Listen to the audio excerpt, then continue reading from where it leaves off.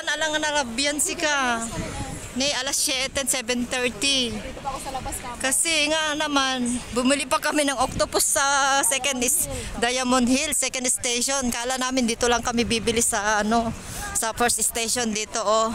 Yung pala naka-close. Kaya pumunta tuloy kami sa sa Diamond Hill sa next station ng tren. Ayan oh.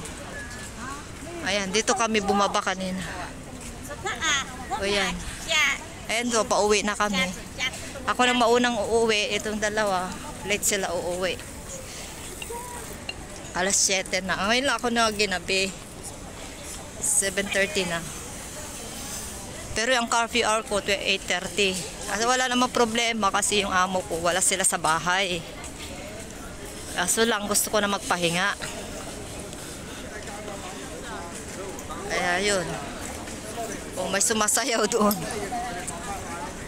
Malapit lang naman ang uwian ko. Lakalakarin lang namin to tawid. Tatawid lang kami ng dalawang. Ako pa ganon. Sila tong kasama ko. Pa ganon sila. Ako doon.